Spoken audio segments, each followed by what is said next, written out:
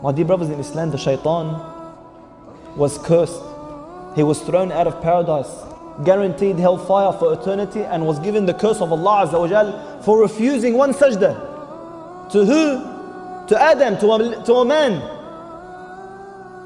What's going to happen to us who refuse to bow down to the Lord of the heavens and the earth?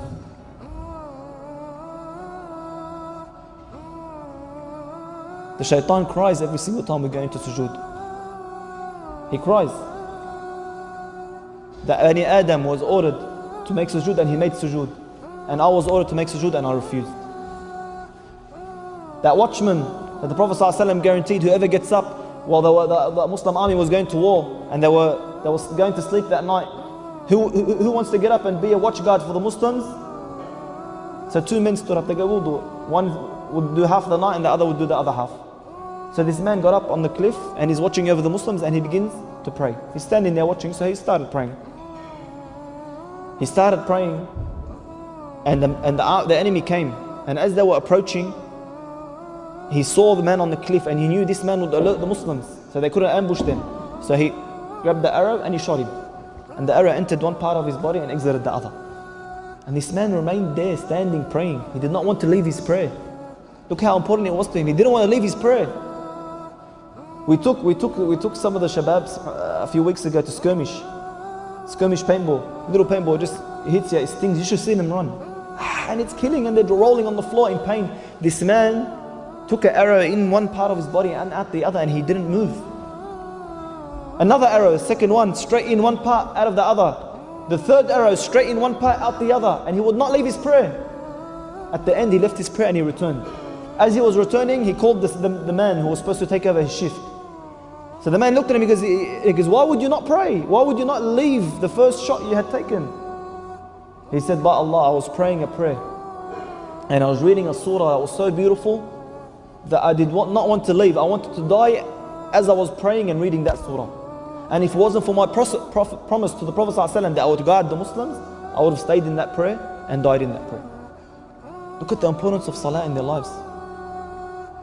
The man who wanted to get his leg chopped, what did he tell them? Chop it off, wallah min salah. You know how the narration goes? They done the whole operation. They chopped off his entire leg and he did not even grunt. He did not even grunt. Imam Bukhari radiallahu anhu. Imam Bukhari, the one who the scholars claim that the most sahih, the most correct, the most authentic book after the Quran is Sahih Bukhari. Not a household doesn't have this book. How was his prayer? His students once narrated, you know what they narrated? They narrated that once he got up to pray, and as he finished his prayer, he gave salam, he felt something on his back. So he moved his abaya and they saw hundreds of bee stings in his back. They go, what's that, ya Imam? He goes, I don't know. He prayed his entire prayer, a whole hive or whatever of bees attacked him and he didn't even feel it, he didn't even know what had happened until after he finished his prayer. Is this our prayer? Is this how our prayer is? Ali radiallahu anhu, look, why was he at such a great status? Very simple. One day he was praying and the house around him began to burn. He was in a house fire. And people all gathered around and they saw him, he's still praying. And then they called out to him, Ya Ali, the house is burning, Ya Ali, the house is burning, and he didn't listen. At the end of the prayer, he gave salam and he walked out. They go, Ya Ali, didn't you hear us calling out to you that the prayer is burnt? The house is burning? He replied, can you hear what you're praying? Can you actually hear others or hear things while you're praying? He couldn't understand, how could that be? Is that the true value of salah in our lives? Seriously, do we have that khushu'?